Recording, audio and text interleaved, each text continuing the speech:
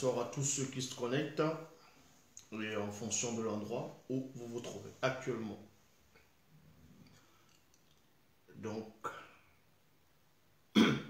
comme d'habitude, c'est vendredi, connectez-vous. Philo, Dani,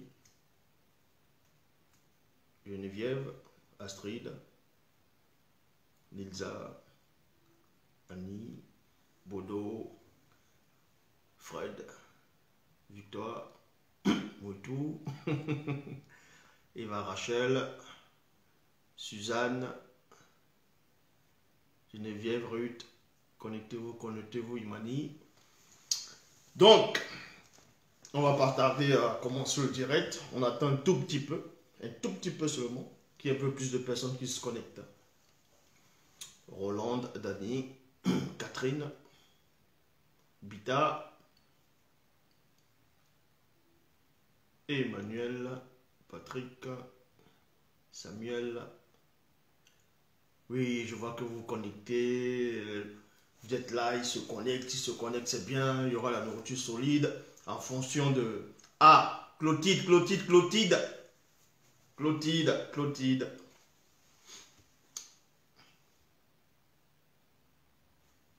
La Clotilde. Bon. Daniel, Camilla, Virginie, Sonja.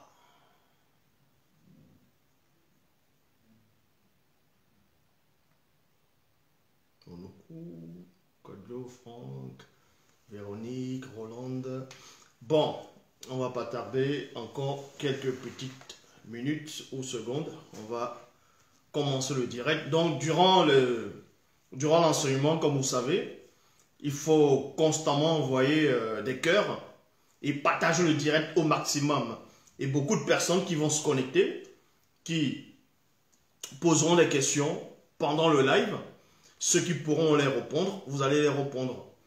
Donc, ici nous allons parler de, une fois de plus, Yahvé, l'Éternel, Elohim, Jéhovah. J'avais déjà fait plusieurs enseignements sur ce personnage, sur ce soi-disant Dieu. J'ai fait, je crois, plusieurs vidéos déjà. Et beaucoup de personnes pensent que ce sont les mêmes vidéos qui reviennent. Non, à chaque vidéo, à chaque enseignement, il y a toujours des révélations. Parce que la révélation, c'est révéler l'action. Donc ici, nous allons commencer. Donc à tous ceux qui viennent de se connecter, un peu partout, que ce soit l'Afrique, l'Europe, l'Asie, l'Amérique, soyez unis et envoyez des cœurs, ne soyez pas troublés. Et tous les versets que je vais envoyer, vous allez vérifier. Parce que même dans les Bibles actuelles classiques, il est dit dans Jean 3, 11, nous disons ce que nous savons et l'on rend témoignage de ce qu'on a vu. Donc ici, nous allons commencer par rapport à Yahvé. Elohim, Jéhovah l'Éternel. Et beaucoup de personnes dans le monde, de toute forme de croyance, savent, se disent que Jéhovah, donc Yahvé Elohim, certains disent qu'il est le Dieu unique, que dans toutes les religions, c'est la même personne, c'est le même Dieu, c'est la même divinité, qui opère, qui est dans plusieurs religions, mais connu sous différents noms. Ici, nous allons donc voir si, premièrement, ce Yahvé, on va vous démontrer par rapport à ce Jéhovah, à ce Yahvé, par rapport aux 5 phrases. 5 phases. Nous allons prendre 5 phases. Donc, 5 phases pour démontrer qui est ce Yahvé. Une fois de plus, donc, montrer les côtés de ce soi-disant Yahvé, Jéhovah l'Éternel, que les chrétiens, que beaucoup de formes de spiritualité, de gens adorent. Vous voyez, même ceux qui se disent africains, même ceux qui sont en Afrique, un peu partout, même dans les îles, qui auront les traditions par rapport au culte des ancêtres, mais ils vont néanmoins invoquer ce faux Dieu-là, ils vont néanmoins invoquer ce Yahvé, cet Adonai, cet Elohim, ce Jéhovah, cet éternel-là. Donc ici, la première phase consiste à quoi? La première phase, on va vous montrer premièrement que Yahvé, dont Jéhovah, Dieu, le Dieu de la Bible classique, vous comprenez que le Dieu de la Bible est le même Dieu dans toutes les religions actuelles, mais sous différents noms. Donc, le Dieu de la Bible ici, donc, qui est Yahvé Adonai, Jéhovah l'Éternel, La première phase, on va vous montrer qu'il n'est pas le Dieu unique. Il n'est pas l'unique Dieu. Il n'est pas l'unique Dieu. Parce qu'on a tout tendance à dire qu'il est une seule personne qui remplit trois fonctions en tant que le Père, le Fils et le Saint-Esprit. Mais quand on dit le Père, le Fils et le Saint-Esprit, les gens ont juste la méconnaissance de la vérité. Parce que quand on dit le Père, le Fils et le Saint-Esprit, on parle de 4 personnes et non 3 personnes. Ils vont dire la Trinité. Mais quand on dit le Père, le Fils, le Saint et l'Esprit, oui, parce qu'il y a le Saint, mais qui essaie de faire croire que le Saint est directement s'efface dans l'Esprit. Mais quand il représente la croix, c'est pas trois branches. On voit 1, 2, 3, 4. Parce qu'il y a, on voit 4 branches. Vous voyez, 4 bouts. Dans le Père, le Fils, le Saint et l'Esprit. Mais bon, ici nous allons commencer la phase 1. Yahvé n'est pas le Dieu unique. Pourquoi? On va prendre les versets des Bibles actuelles classiques. Dans Genèse, chapitre 3, au verset 22. Dans Genèse 3, 22, il est dit ceci. Yahvé, Dieu, dit alors, 2 points, voici que l'homme est devenu comme l'un de nous dans la connaissance du bien et du mal. Il y a point ici. Je m'arrête dans le point et on va ouvrir ce point. Donc, remarquez ici que dans ce que eux, ils vont appeler l'Ancien Testament, ils vont appeler l'Ancien Testament, donc la Torah, on vous dit que Yahvé, à un moment donné, a parlé au début de l'ère d'homme. Donc, Yahvé, qui est Adonai Elohim, Jéhovah l'Éternel, s'est exprimé, a parlé, et il dit ceci, voici que l'homme est devenu comme l'un de nous. Mais le nous, c'est qui?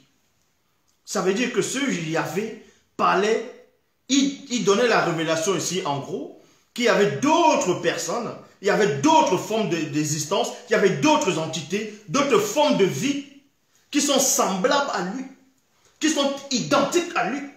Donc ça vous montre par là que s'il est semblable à d'autres forces, s'il y a plusieurs forces qui sont en gros dans le même panthéon, il ne peut être le Dieu unique. Il ne peut être l'unique Dieu. Vu qu'il est dit ici que voici que l'homme est devenu comme l'un. Quand on dit l'un, ça veut dire qu'il y a plusieurs. De nous. Et le nous là, c'est qui maintenant? Puisque on vous dit ici, dans Genèse 2, 23, non, dans Genèse 3, 22 plutôt, que Yahvé vous apprend, selon les Bibles actuelles classiques, selon, comme je dis, dans ce qu'eux vont nommer la Torah, l'Ancien Testament, que Yahvé a démontré, Yahvé c'est-à-dire a dévoilé qu'il n'est pas l'unique Dieu, mais qu'il y a plusieurs comme lui, qu'il y a plusieurs personnes qui résident avec lui, dans l'un de nous. Nous allons donc voir c'est qui ce nous-là. Ce nous-là, c'est où? Parce qu'il y a des publicistes qui vont essayer de dire que non, quand on dit nous, de même qu'il est dit que, selon les Écritures, que Dieu a fait l'homme à son image. Bon, faisons l'homme à notre image. Et dans Genèse 11, il est dit, descendons. Et quand en gros Dieu est descendu, descendons. Donc ce pluriel-là, le nous-là, c'est une seule personne, mais dans la pluralité. Et ils appellent ça Elohim. Elohim, selon eux, qui veut dire pluriel, parce que Elohim, c'est, quand on écrit Elohim, en français, c'est avec S. Donc Elohim, qui est le pluriel, mais une seule personne. Mais les chrétiens vont dire non, le nous là, c'est une seule personne qui est la Trinité. Mais ça, c'est faux. On va vous montrer ici que le Dieu que l'humanité adore, le Dieu que l'humanité adore, déjà n'est pas l'unique Dieu. Donc, n'est pas l'unique, en gros, n'est pas l'être suprême unique, n'est pas la seule divinité unique, n'est pas le créateur unique, quoiqu'il n'y a pas plusieurs créateurs. Mais j'aimerais néanmoins relire ce passage dans Genèse chapitre 3 au verset 22. Il est dit, Yahvé Dieu dit, alors, 2 points, voici que l'homme est devenu comme l'un de nous. L'un de nous. Dans d'autres versions, c'est l'un d'entre nous. L'un d'entre nous. Mais le nous là, c'est qui? On voit cela dans Psaume chapitre 82 au verset 1. Je répète, dans Psaume 82, verset 1, dans la Bible des peuples, il est dit ceci. Dieu s'est levé dans l'assemblée divine, il y a virgule, au milieu des dieux, au milieu des dieux, il y a point virgule, au milieu des dieux. Donc dans Psaume 82, verset 1, on vous apprend que Dieu est forcément quelque part, est dans un endroit, et dans cet endroit, il n'est pas unique dans cet endroit. On vous montre par là que au milieu de Dieu, il y a d'autres dieux. Vous voyez, le fait de dire qu'il y a d'autres dieux, ça veut dire qu'il n'est plus unique. Est-ce que vous comprenez? De même qu'on ne peut pas dire, on va prendre ce verre. Vous voyez, on dit l'unique verre, qu'il n'y a qu'un seul verre qui existe. Donc, c'est un verre unique.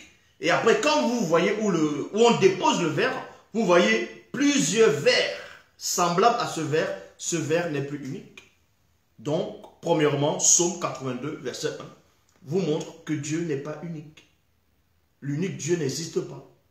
Donc, il n'y a pas de Dieu unique, puisqu'il y a plusieurs dieux. Et en gros, ces dieux-là, c'est quoi? C'est exactement comme dans la mythologie grecque, dans le panthéon grec, en gros, dans ce qu'ils vont appeler l'Olympe. Il y a plusieurs dieux. Dans Asgard, dans les dieux nordiques ou les dieux vikings, il y avait plusieurs dieux. Il y avait plusieurs dieux, ainsi de suite. Donc, dans toutes les religions, il y a plusieurs dieux. Même si on vous dit qu'il n'y a qu'un seul Dieu unique, c'est faux. Donc, ici, dans Psaume 82, comme je dis, verset 1, dans la Bible des peuples, Dieu s'est levé dans l'assemblée divine, virgule, au milieu des dieux, des dieux, des dieux. On n'a pas dit au milieu des anges, ici, mais au milieu des dieux, parce qu'on dit Dieu est Dieu. Maintenant, il y a les dieux. Ça veut dire qu'il y a quelqu'un qui lui ressemble, quelqu'un qui est semblable à lui. Donc, le fait d'être semblable, ça veut dire que tu n'es pas unique. Donc, il dicte le jugement. Bible, parole de vie, Dieu est debout, virgule, entouré de ses conseillers. Non, Dieu est debout, entouré de ses conseillers. Il y a point ici. Donc, on vous apprend que Dieu a des conseillers. Eh oui. Tandis que quand vous lisez dans d'autres passages, on vous dit que qui peut conseiller Dieu, qui a assisté à son conseil, et ainsi de suite, lui qui a la connaissance, lui qui sait tout. Mais ça, c'est faux. Dans Psaume 82, verset 1, dans la Bible Parole de vie, on vous apprend que non seulement Dieu a des conseillers, mais ses conseillers l'entourent. Ça dit que si on l'entoure, ça dit que Dieu est contenu quelque part. Vous voyez, il ne peut pas remplir l'univers, il ne peut pas remplir les multivers, il ne peut pas remplir les réalités. Mais parce qu'il est dans un endroit, il est contenu, donc il y a de l'espace autour de lui. Et autour de lui, il y a des conseillers. Et ces conseillers, ce sont des dieux. Donc on le conseille. Le fait de conseiller quelqu'un, ça dit forcément t'es limité. Oui, si on te conseille, si on te donne des conseils, ça veut dire que tu ne sais pas tout. Dans Psaume 82, verset 1, dans la Bible Parole de vie, vous démontre que non seulement Dieu unique n'existe pas, et en plus, il a besoin des gens autour de lui. Il a besoin d'autres personnes, d'autres entités, d'autres dieux autour de sa personne, afin de le conseiller. Point. Au milieu des dieux, virgule, il rend la justice. Il y a 2 points ici. Dans la Bible de la colombe, il est dit, Dieu se tient dans l'assemblée de Dieu. Maintenant, beaucoup de personnes vont lire ce passage sans savoir ce que ça veut dire que Dieu se tient dans l'assemblée de Dieu. Ça veut dire quoi? C'est comme si on va dire, ce verre se tient sur la table du verre. Ce verre se tient sur la table, ou bien, oui, dans la moire du verre. Mais ici, quand on dit, Dieu se place dans l'assemblée de Dieu. Donc, là, c'est dans la Bible de la colombe, Dieu se tient dans l'assemblée de Dieu. Donc, on vous parle déjà de 2 dieux. Parce que certains vont dire non, d'autres vont dire, ah, on parlait de Jésus, d'autres vont dire, on parlait de l'Esprit Saint, D'autres vont dire, non, c'est toujours de Dieu qu'on parle. Que non, tu as mal compris ce passage. Non, on vous montre par là. Ici, Dieu, c'est avec un D majuscule, se place dans l'assemblée de Dieu. Toujours un Dieu majuscule. Pour montrer que déjà, il y a deux dieux. Pourquoi? Il y a d'autres versions qui vont mieux expliquer cela. Il y a point virgule. Il juge au milieu des dieux. Donc, on vous montre que non seulement il y a Dieu, il y a encore un autre Dieu, mais il y a maintenant la pluralité des dieux, donc la légion des dieux. Il y a plusieurs dieux. Donc, ce qui fait en sorte que Yahvé Adonai Jéhovah, l'éternel Elohim, ne peut à aucun moment être le Dieu unique. Donc, il n'est pas unique. Donc, il n'est pas unique. Il n'est pas unique. En gros, ce sont les mêmes entités qui ont aussi opéré en Afrique à un moment donné. C'est pour ça que quand vous allez voir les gens qui pratiquent, on va dire, le culte des ancêtres, des crânes, ainsi de suite, ils vont dire, les ancêtres, ils vont dire les dieux. Ils vont dire les dieux. Toujours la pluralité dans les dieux. En fait, ce sont ces mêmes esprits-là qui opèrent dans chaque civilisation, dans chaque époque, mais sur différents noms. Dans la traduction du Monde Nouveau, il est dit, Dieu se place dans l'assemblée du divin, du divin, du divin. Parce qu'il y a Dieu, il y a maintenant, on fait la distinction entre Dieu et le divin. Donc, dans l'assemblée du divin, point virgule, au milieu des dieux, il juge. Ça, c'est la première phase. Parce qu'il y a 5 phases. Nous sommes encore dans la première phase. Pour comprendre la duperie, la tricherie, le mensonge, l'hérésie totale de ces faux dieux qu'on vous a présentés, qu'on vous a soi-disant ramenés en Afrique pour coloniser vos ancêtres. Voilà ces dieux-là qui ont des défauts, qui ne peuvent même pas être uniques parce qu'ils ont des semblables. Et ensuite, il a un conseiller, il a des conseillers. Et on va vous montrer les passages où on conseille Dieu. Et oui, il y a des passages où on conseille Dieu. Parce que Zouloula est le seul à connaître l'explication de toute la Bible. Traduction, c'est-à-dire Pierre, Bible Chouraki, on vous dit Elohim. Elohim se poste. Elohim se poste au conseil d'elle. Au conseil d'elle. Il y a point virgule. Il juge au sein des Elohim.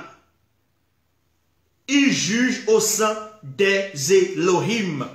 Comment se fait-il qu'on va dire que Elohim, le pluriel de Elohim, c'est toujours le singulier? Mais ça, c'est faux. Vu que dans la Bible Chouraki, on démontre qu'il y a plusieurs distinctions, il y a plusieurs Elohim différents. Je répète, dans la Bible Chouraki, Elohim se poste au conseil d'elle, elle. Se poste au conseil d'une autre personne, dont le Dieu que beaucoup de gens adorent, le faux Dieu que les gens adorent, qui est Yahvé Adonai Jéhovah, Elohim, peu importe le nom qu'on va lui donner en fonction des religions et des formes de spiritualité, on vous dit qui se poste dans un conseil d'une autre personne, dans le conseil d'elle. On va vous montrer qui est d'elle tout à l'heure. Il juge au sein des Elohim. Vous voyez? Et cet Elohim ici, c'est toujours avec un E majuscule. Donc, il y a plusieurs. Donc, quand on dit dans Genèse, au début de la Genèse, que il a dit que, soi-disant, Dieu dit, faisons l'homme à notre image. Mais il est question qu'on ne parlait pas d'un unique Dieu. C'était plusieurs entités. C'était plusieurs dieux qui se manifestaient. De même que, on vous dit aussi, dans ce que vous appelez Ancien Testament, dans le livre d'Exode, que Dieu, Yahvé Adonai Jéhovah Elohim, a apparu sur le mont Sinaï. Il s'est adressé à Moïse face à face. Mais plus tard, dans ce qu'on va appeler le Nouveau Testament, c'est Paul, dans le livre des Actes des Apôtres, qui donne la révélation en disant en gros que le Dieu que Moïse est en train de parler sur la montagne, en fait c'était des anges. C'était des divinités, c'était des dieux. Moïse s'entretenait avec des dieux. Vous voyez? Ils essaient de camoufler cela. Parce qu'il n'y a pas, la notion de Dieu unique n'existe pas. Parce que c'est des faux trucs. Parce que Dieu, le mot Dieu, ça veut dire divinité, ça veut dire l'être supérieur. Donc un être c'est quoi? C'est une créature, c'est quelque chose qui peut s'asseoir, qui peut dormir, qui peut mourir. Et on va le montrer ici. Donc, Bible Shoraki, Elohim se poste au conseil d'elle. Point virgule, il juge au sein des Elohim. Il y a point. Traduction Abbé Crampon. On vous dit, Dieu se tient dans l'ensemble du Tout-Puissant. Point virgule. Donc, il y a Dieu à part. Il y a le Tout-Puissant.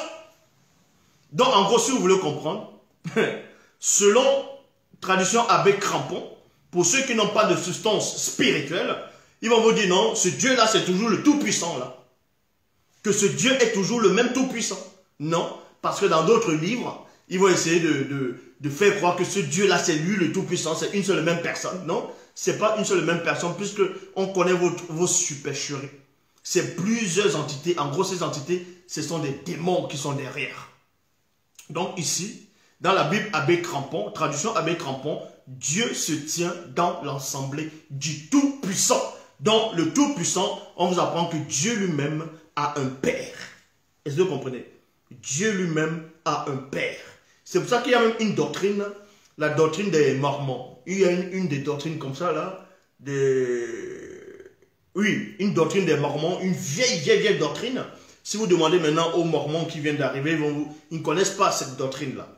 Cette doctrine-là veut que Dieu, le soi-disant créateur, Yahvé Adonai, Elohim, Jéhovah l'Éternel, soit auparavant un homme. Et c'est un homme qui vivait dans le péché, ainsi de suite. Et cet homme-là, on l'a initié. C'est Dieu, un autre Dieu qui l'a initié. Et ensuite, il est devenu Dieu. Et c'est lui dont on dit maintenant, il a créé le monde. C'est lui. Donc, vous comprenez par là que Dieu de la Bible a un père. Son père, c'est elle. Parce que quand vous, elle ici, est considérée comme le père des dieux. Qui n'est pas Yahvé, qui n'est pas Jéhovah, qui n'est pas Elohim, qui n'est pas l'Éternel. C'est pour ça qu'on vous dit ici, dans la traduction Abbé Crampon, Dieu se tient dans l'ensemble du Tout-Puissant. Parce que le Tout-Puissant est plus puissant que Dieu. Le Tout-Puissant ici est plus puissant que Yahvé, Adonai, Elohim, Jéhovah, l'Éternel, tous les noms que vous allez donner. Parce que lui-même, il a un père. Est-ce que vous comprenez? C'est Dieu lui-même a un père. En gros, si vous voulez comprendre dans le mystère même de la démonologie, ça ne veut pas dire que c'est un démon qui a couché l'autre démon pour qu'il soit son fils. En gros, c'est par rapport au droit d'aînesse. Au milieu des dieux, il rend son arrêt. Donc, le Dieu maintenant qui va se présenter comme le Créateur, qui va se présenter comme Yahvé, qui va se présenter comme celui qui commet des erreurs constamment, qui se contredit, qui ment, qui dort. Ça, on va montrer tous ces versets ici. Là. Ce Dieu qui s'est présenté comme, on va dire, comme ce que je viens de dire, le Dieu unique, tout ça là. En fait, c'est le fils d'elle qui a hérité. Donc, c'est lui qu'on met devant. C'est lui qu'on met devant et il se fait passer pour votre Dieu. De même que maintenant, on va inventer un personnage connu sous le nom de Jésus-Christ, Jésus de Nazareth. En fait, c'est un démon qui est derrière, qui va venir de la part d'un autre démon supérieur. En gros, dans un démon, c'est-à-dire de rang dans les hautes sphères, les démons religieux. C'est en cela où ce démon va venir, il va se dire, il va inspirer les gens, il va prendre ce qu'on va dire Jésus-Christ, Jésus de Nazareth, pour dire aussi que lui-même, il a un père. Vous voyez? Et en gros, ils sont une seule et même personne. C'est le même principe que dans les Bibles classiques, quand le soi-disant Jésus chasse le démon, il demande d'abord quel est ton nom. Le démon dit, je m'appelle Légion. Il n'a pas dit, nous nous appelons Légion. Il n'a pas dit nous, il a dit je. Mais derrière je, il dit, nous sommes nombreux. C'est-à-dire qu'ils sont une multitude qui se font passer pour une seule personne dans le but de tromper les gens, de séduire les gens, de brouiller l'esprit des gens. Vous voyez, c'est ça qu'on appelle une sorte de cheval de Troie. un cheval de Troie. Vous voyez, vous êtes sur votre PC, il y a une publicité qui vient, derrière la pub, plein de pages s'ouvrent. C'est comme ça que ça se passe. Donc, Bible Chouraki, bon, Bible traduction Abbé Crampon, Dieu se tient dans l'assemblée du Tout-Puissant. Dieu se tient dans. Dieu se tient. Vous n'avez pas besoin de sortir d'Harvard, d'aller à Saint-Cyr, ou bien d'Harvard, c'est Bac plus 20, pour comprendre quand même les rudiments. Quand on vous dit que Dieu se tient dans. Dieu se tient dans le fait de dire qu'il se tient dans quelque chose, ça vous montre par là que déjà ce Dieu est contenu. Or, l'Oba qui vit inexplicablement hors de toute réalité, rien ne le contient. Il est hors de sa création. Est-ce que vous comprenez? Il est hors de l'existence, hors de la non-existence. Il est hors de ce que vous ne pouvez pas imaginer ou concevoir. Or, tandis que le Dieu de la Bible est contenu quelque part. Donc, le fait d'être contenu, c'est-à-dire qu'il y a l'espace qui le domine. Dieu se tient dans l'ensemble du Tout-Puissant au milieu des dieux. Il rend son arrêt. Maintenant, on va dévoiler qui sont ces autres dieux et qui sont les conseillers de Dieu. Parce que j'ai lu, où je vais vous montrer que Dieu a des conseillers. C'est dans Bible, Parole de vie, dans Psaume 82, verset 1. Il est dit, Dieu est debout entouré de ses conseillers. Donc, on va voir ici qui sont ses conseillers. Les conseillers de Dieu, qui sont en même temps les autres dieux. On trouve ça dans 1 Roi, chapitre 22, au verset 19. 1 Roi 22, 19. Dans la Bible du Semeur, il est dit, mais Michée continuant. Michée, c'était qui? C'était selon les Bibles actuelles classiques, c'était un puissant Moutopéda Mundi, donc un puissant prophète. Et ce Michée ici, il dit que lui, donc Michée continuant. 2 points. Eh bien, 8 points. Écoute ce que dit l'Éternel. Écoute ce que dit l'Éternel. L'Éternel, c'est Yahvé, c'est Adonai, c'est Elohim, c'est l'Éternel. Donc, Michée ici a pu voir Dieu, a pu voir Jéhovah. Elohim, l'Éternel, Yahvé, a vu ce Dieu-là, le Dieu d'Israël, que les Noirs vont tout le temps dire Dieu d'Israël, alors que là-bas ils sont racistes. Là-bas, ils n'invoquent pas les faux dieux. Ils sont là, ils se protègent avec les bombes, mais vous, là, vous vous protégez. Vous voulez que le Dieu des Mongols vienne vous protéger. Un faux Dieu. Mais bon, dans 1 Roi chapitre 22, verset 19, dans Bible du Semeur, il est dit, mais Michée continuant, 2 points, eh bien, virgule, 8. Écoute ce que dit l'Éternel. J'ai vu l'Éternel, siégeant sur son trône. Il y a virgule. Donc on vous dit ici qu'un homme fait de chair, de sang, d'os, a pu apercevoir le Dieu d'Israël, a vu Yahvé, a vu Adonai, a vu Jéhovah, a vu Elohim, assis sur son trône. Il était assis sur son trône, tandis que toute l'armée des êtres célestes se tenait près de lui, à sa gauche et à sa droite. Il y a point. Ces êtres célestes, c'est qui? Ce sont des dieux. Ce sont des dieux. Et ce sont ses conseillers. On ne peut conseiller quelqu'un que quand il n'a pas la science, quand il n'a pas tout savoir. Quand il ne sait pas tout, c'est là où tu as un conseiller. Donc, dans 1 Roi 22, 19, on vous apprend que l'Éternel, dont Yahvé, est assis sur un trône. Tandis que toute l'armée des êtres célestes se tenait près de lui, à sa droite et à sa gauche. Bible, dans 1 Roi, chapitre 22, verset 20, Bible des peuples, il est dit, et Yahvé a dit, qui trompera le roi d'Israël pour qu'il parte en campagne et se fasse tuer à Ramoth de Galade, virgule. Donc, on vous montre que Yahvé ici n'a pas d'idée. Yahvé a envie de faire périr un roi sur la terre, mais il ne sait pas comment le faire périr. Il a envie de lui donner une idée que ce roi-là aille se faire tuer. Mais Yahvé ne sait pas comment faire. Sans cela, maintenant, il va requérir à son conseil, en gros, à ses égaux. Vous voyez? À ses égaux. Ses égaux qui sont toujours les autres dieux. Et maintenant, ces autres dieux vont lui donner, en gros, quand on dit ce sont ses égaux, ça veut dire qu'ils ont la même nature, en gros. Ce sont des dieux. Ce sont des dieux néanmoins. Il pose la question, il dit, qui trompera? Et le mot tromper, c'est quoi? C'est mentir. Mais dans les Bibles actuelles classiques, quand vous lisez, on vous dit, qui aime le mensonge? C'est Satan. C'est là vous comprenez tout. Vous comprenez tout. Donc ici, et on vous dit, l'un répondra d'une façon et l'autre d'une autre. Parce qu'il y avait voulu une solution. Mais il ne connaissait pas la solution. Jéhovah, le Dieu de la Bible, le Dieu d'Israël, ne connaissait pas, ne savait pas comment faire périr un homme. Vous voyez, il ne savait pas comment séduire un homme pour le faire périr. Donc en cela, il avait besoin du conseil de ses semblables, des autres dieux qui étaient autour de lui.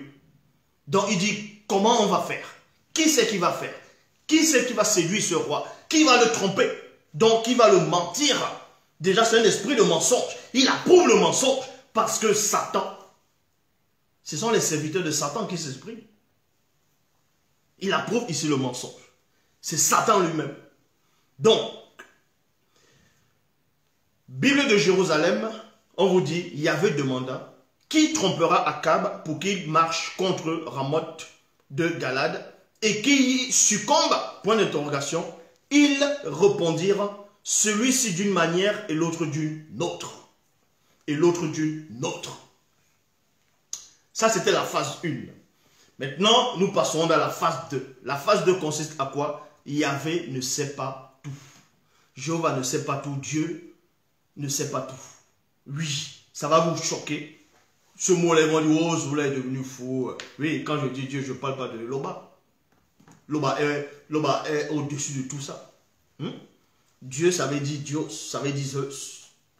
Donc, la phase 2, Yahvé ne sait pas tout. Parce qu'il a des conseillers. Il oublie même. Il a besoin de voir pour croire.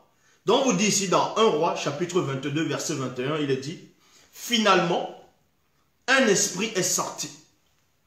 Un esprit est sorti, s'est tenu devant Jéhovah et a dit, 2 points. Donc, on vous dit ici, là, quand il y avait Jéhovah l'Éternel, Dieu, il parle, il pose la question, qui va laisser lui cet homme, qui va tromper cet homme sur terre? Chaque entité, donc chaque Dieu, parce que les anges sont considérés comme des dieux. Les anges, ce sont des dieux. Donc, les dieux, chacun va donner une idée, chacun va donner une idée. Mais ça ne correspond pas à l'idée, à ce que Jéhovah veut entendre. Maintenant, il y a un autre esprit qui vient. On va vous dévoiler quel esprit là, selon l'enseignement d'aujourd'hui. Donc, il y a un autre esprit maintenant qui vient, dont un autre Dieu, qui vient se placer devant Dieu, devant l'Éternel ici. On vous dit finalement, un esprit est sorti et s'est tenu devant Jéhovah et a dit, moi je le duperai. Il y a point. Moi je le duperai. Moi c'est qui? C'est cet esprit-là. C'est un autre Dieu qui vient devant Dieu pour lui dire que lui, il va aller tromper, il va aller mentir. Alors qu'on vous dit que Dieu n'aime pas le mensonge, que Dieu a horreur du mensonge. Mais c'est quel Dieu qui a horreur du mensonge alors qu'en secret, il planifie de mentir, d'aller tromper quelqu'un, d'user de la tromperie. Donc, moi, je le duperai. Et Jéhovah lui a dit, 2 points, par quel moyen? Il y a point d'interrogation. Maintenant, on dit ici, par quel moyen? Jéhovah dit, par quel moyen? Il y avait Adonai, Elohim, Dieu d'Israël, dit, par quel moyen? Parce qu'il n'arrivait pas à lire dans la pensée de ce Dieu qui était en face de lui, qui lui disait, lui, il va les séduire. Parce qu'il ne pouvait pas pénétrer ses pensées. Parce que ce n'est pas lui qui a créé ce Dieu qui est en face de lui. Est-ce que vous comprenez? Je répète encore. Ce Yahvé-là, quand tu demandes à cet esprit-là, à l'autre Dieu, à l'autre Elohim, que comment tu vas faire? Ça dit qu'il n'arrivait pas à pénétrer ses pensées. Il n'arrivait pas à lire les pensées de ce Dieu qui est en face de lui. Pour vous montrer que ce n'était pas sa créature. Ce n'est pas lui qui a créé ce Dieu-là. Ils sont semblables. Mais sauf que le Dieu qui est assis néanmoins sur le trône est quand même plus puissant que l'autre Dieu qui est en face de lui par rapport à l'ordre d'arrivée. Mais ce sont des égaux néanmoins parce que ce sont des esprits faits de la même matière, faits de la même substance, faits de la même nature. Donc, moi je le duperai et Jéhovah lui a dit, par quel moyen? Point d'interrogation. Par quel moyen? Traduction œcuménique de la Bible. Alors un esprit s'est avancé et s'est présenté devant le Seigneur et a dit, deux points, c'est moi qui le séduirai. Point. Et le Seigneur lui a dit, de quelle manière? De quelle manière? Parce que les autres ne savaient pas. Comment? Ils n'arrivaient pas à satisfaire. C'était ses conseillers. Les conseillers étaient là. C'était le conseil. Et on vous dit qu'un homme, un prophète avait vu cela. Il a pénétré la vision. Il a percé la vision. De quelle manière? Bible en français courant. Alors, l'esprit avec un E majuscule qui inspire les prophètes s'est avancé devant le Seigneur et a dit deux points. On vous dit ici que l'esprit qui inspire les prophètes est venu devant l'Éternel, est venu devant Yahvé, est venu devant Jéhovah Elohim, devant le Dieu d'Israël, et a dit que lui, il va les séduire. Mais l'esprit qui inspire les prophètes, c'est qui? Dans les Bibles actuelles classiques, quel est l'esprit qui inspire les prophètes? Bon, qui inspire alors ces prophètes? C'est là que vous comprenez que tous les prophètes qu'on vous a présentés, avec ces noms bizarres, on a changé les noms, les lieux de naissance, tous ces prophètes que les Occidentaux vous ont ramenés, tous ces prophètes que les religions dites révélées vous ont ramenés en Afrique, ce sont des faux prophètes. Tout simplement, ce sont des prophètes d'égarement, des mensonges. Parce que derrière, on vous dévoile le système de Satan, le Mundima Bobé, le mauvais esprit. Que c'est l'esprit qui inspire tous ces prophètes-là. Depuis que le monde est monde, dans chaque civilisation, génération, époque, qui se porte garant d'aller mentir, de mettre du mensonge dans la bouche de ces prophètes. C'est pour ça que vous n'allez voir aucune religion qui est conforme à la manifestation de la volonté de l'Oba. Parce que tout ça, c'est que des mensonges. Bible en français courant, alors l'esprit avec un E majuscule qui inspire les prophètes s'est avancé devant le Seigneur et a dit, moi, j'irai lui en donner l'idée. Comment? A demandé le Seigneur. Parce que l'esprit qui inspire les prophètes, Job n'arrive pas à pénétrer dans l'esprit. Donc en gros, à savoir les pensées les plus intimes de cet esprit. Ça n'a rien à voir avec ce qu'on va essayer maintenant. Ils ont compris ça dans ce qu'ils vont appeler le Nouveau Testament. On veut dire que ce soi-disant Dieu sonde tout. Non, que l'esprit sonde tout, même les profondeurs de Dieu. Donc, vous comprenez par là. C'est exactement ce qu'on voit dans la mythologie grecque. C'est exactement la même chose qu'on voit dans la mythologie grecque. Parce que dans la mythologie grecque, il y a celui qu'on va appeler chez les Romains Jupiter, et chez les Grecs, on va l'appeler Zeus. Zeus, on va dire, le tout-puissant, ainsi de suite. Il a des frères. Il a des frères comme, on va dire, Hadès. Il a des frères comme Poséidon.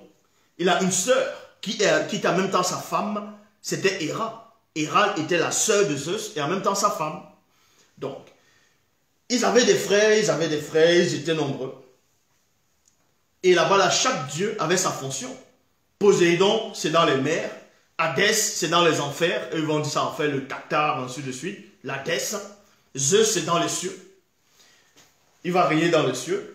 Et maintenant, il y a aussi d'autres dieux maintenant qui sont là. On va dire les dieux des infidélités. Il y a Hermès qui va... Lui, par contre, il peut aller partout. Il peut aller dans n'importe quel endroit, ainsi de suite. Mais bon, c'est exactement le même système ici. C'est du n'importe quoi. Les Bibles actuelles classiques, toutes les religions, tous les livres soi-disant de toutes les religions, ce sont des bouquins inventés. Ils ont pris les récits du peuple noir, ils ont trafiqué, ils ont changé les noms, les lieux de naissance, Ils ont rempli du mensonge, des contradictions. Parce que le mundi de Tété qui vit, qui est hors de l'existence, de la non-existence, n'a pas permis qu'il puisse connaître le mécanisme vibratoire de la haute connaissance. Donc ici, Bible en français courant. Alors l'esprit qui inspire les prophètes s'est avancé devant le Seigneur et a dit, moi j'irai lui en donner l'idée. Comment a demandé le Seigneur. Et maintenant on va vous révéler aussi qui est cet esprit-là, qui se place constamment, cet esprit-là qui est devant le Seigneur. L'esprit qui se tient devant le Seigneur, c'est qui? C'est dans Luc chapitre 1, verset 19. Bible Chouraki. Le messager lui répond et lui dit à qui? À Zacharie. Donc Zacharie, qui était un prêtre, le mari d'Élisabeth, était en train de... C'était son tour du sacrifice dans le temple. Et à un moment donné, pendant qu'il est dans ces cérémonies, ces rituels, il y a un ange qui apparaît. Il y a une entité, un Dieu qui apparaît à côté de lui. Et lui dit, le messager lui répondit, vous voyez, le messager. Le messager. Pourquoi on dit le messager? Parce que c'est le même messager aussi qui inspire les prophètes, qui s'est adressé à Jéhovah en disant que lui, il va descendre sur terre, inspirer le mensonge dans la bouche de ses prophètes, donc en tant que messager. Et le même messager va revenir dans des époques différentes selon les écrits à eux. Dans Luc 1, 19, Bible Chouraki, le messager lui répond et lui dit, 2 points, moi Gabriel, virgule, debout en face d'Élohim. J'ai été envoyé pour te parler, pour te l'annoncer. Il y a point. Donc, Gabriel, il dit ici, il se tient devant Dieu. Mais vous avez bien vu dans ce qu'ils appellent l'Ancien Testament, dans le livre des rois, qu'il y avait un esprit qui est devant Dieu. C'était lui là. Maintenant, le Gabriel que vous connaissez, on va dire l'ange Gabriel, ainsi de suite, apparu à Marie, apparu à Zacharie, a même apparu à Daniel, dans le livre de Daniel, oui. Dans le livre de Daniel, Gabriel apparaît. Et même on dit l'homme Gabriel, il a volé d'un vol rapide. Donc ce Gabriel-là, c'est qui? Puisque soi-disant, on vous dit que Gabriel a annoncé à Marie qu'elle va accoucher un fils, on va lui donner le nom de Jésus. Vous voyez que ça c'est du mensonge, puisque Jésus n'existe pas. Donc c'est un messager, c'est Hermès ici. C'est Hermès. Est-ce que vous comprenez? Ici, là, on parlait d'Hermès. Ça, c'est les babioles de la mythologie grecque que vous êtes en train de lire. Et on dit la Bible. Il y a des Mongols qui disent oh, Pierre était le premier, l'apôtre Pierre était le premier pape, que c'est à lui seul qu'on a remis les clés, que c'est lui seul qui était le chef de l'église, à qui Jésus a confié l'autorité, n'importe quoi. Il était lui seul où? Tout simplement parce qu'on vous dit que Pierre, quand le soi-disant Jésus disait, qui dites-vous que je suis, ainsi de suite, Pierre lui a répondu, il a dit, tu es le Christ, le Fils du Dieu vivant. Et on vous dit que Jésus a répondu à Pierre, il a dit, tu es béni, Simon, fils de Jonas, ce n'est ni la chair ni le sang qui t'a révélé cela, mais mon Père qui est dans les cieux. Vous voyez, dans, parce que son Père est contenu. Son Père est assis sur le trône avec des conseillers pour... vous voyez, toutes les guerres qui sont dans le monde, tout le mensonge qui est dans le monde, la pollution qui est dans le monde, c'est eux qui causent ça. C'est eux qui causent ça. Ils sont dans les conseils là-bas. Là. Ils sont dans les conseils pour voir comment ils vont troubler les humains sur la terre. Donc, ils vont causer les crises économiques, ils vont envoyer des terroristes, ils vont faire des dégâts sur terre. C'est eux dont le frère et son père avaient dénoncé. Donc, ces forces qui sont dans l'air, qui agissent dans l'air, c'est eux-là. Donc, et beaucoup de gens donnent leur énergie à ces entités-là, à ces forces-là, à ces dieux-là, à ces démons-là.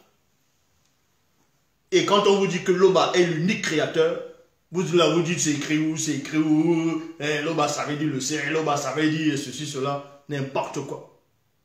Donc, ici vous comprenez que ce Gabriel est venu annoncer un mensonge. Parce que Jésus-Christ, Jésus de Nazareth n'existe pas. Il n'existe pas. C'est même la raison pour laquelle même les faux juifs là ne l'adorent pas. N'acceptent pas ce Jésus-là. Parce qu'ils connaissent les histoires aussi inventées. C'est pour ça qu'ils n'acceptent pas un autre personnage encore inventé. Vu que le prophète le plus puissant qui a existé, selon les faux juifs, c'est Moïse. Puisque dans la Torah, on dit quoi? Qu'il n'en a plus paru en Israël, dans le livre de Deutéronome, il n'en a plus paru en Israël de prophète semblable à Moïse, que personne lui a été comparable, qu'il soit en puissance, en miracle, selon les livres classiques. Donc il n'en a plus paru. Ça ne veut pas dire que c'était à son époque, c'est tous les temps. Et on vient usurper encore un autre personnage, on dit c'est Jésus. On essaie de présenter un Jésus blond, les cheveux bien lisses, tout ça là. Il ne ressemble même pas à un faux juif. On dit que c'est un faux juif, mais vous voyez même que ça ne tient pas. Autant des nazis, autant d'Hitler. Hitler, on vous dit qu'il détestait les juifs. Mais ça ne les empêchait pas quand même d'adorer un juif, soi-disant un juif, qu'ils appellent Jésus. Vous allez aux États-Unis, dans l'Amérique profonde là-bas, là, il y a le Kéké, non pas le Kéké, le Ku Klux Klan. Donc il veut dire siècle, lumière et famille. Le Ku Klux Klan, ça veut dire siècle, lumière et famille. Donc, c'est des pires racistes. Et on vous dit quoi? On vous dit tout simplement qu'eux, ils n'aiment pas les juifs. Mais ils ont la Bible. Ils adorent un soi-disant prophète juif. Mais ils n'aiment pas les juifs. Mais ils adorent un prophète juif en disant que c'est Dieu. Donc vous voyez que c'est la confusion totale. C'est la confusion totale. C'est la confusion. De même que vous voyez les gens comme ceux qu'on appelle les Donald Trump. Il vous dit quoi? Il dit que l'Amérique doit rester aux Américains. Il dit l'Amérique doit rester aux Américains, que rentrez chez vous. Il dit aux Haïtiens rentrez chez vous. Il renvoie les gens, il bloque les visas des gens. Alors que lui-même, Donald Trump c'est qui? C'est lui-même, c'est un immigré. Eh oui, vous ne savez pas. Vous ne connaissez pas l'histoire de Donald Trump? La maman de Donald Trump était une Écossaise. Et le père de Donald Trump, c'était un Allemand. Si vous ne savez pas, vérifiez. C'était un Allemand. Le père de Donald Trump, c'était un Allemand qui a émigré aux États-Unis. Donc, en fait, le monde est rempli que de confusion. Donc voilà ce Gabriel qui vient soi-disant annoncer à Marie, qui est la mère de Dieu.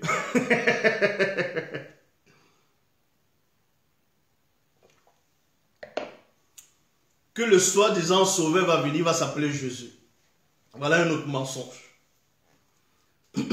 Donc, Bible des peuples, moi Gabriel, qui se tient au conseil de Dieu.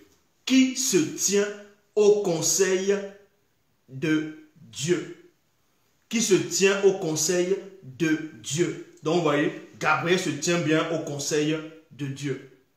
Donc, il fait partie des conseillers de Dieu. Parce qu'on voit ça dans Psaume 82, verset 21. Dans Psaume 82, verset 1, dans la Bible, parole de vie, il est dit, Dieu est debout, entouré de ses conseillers.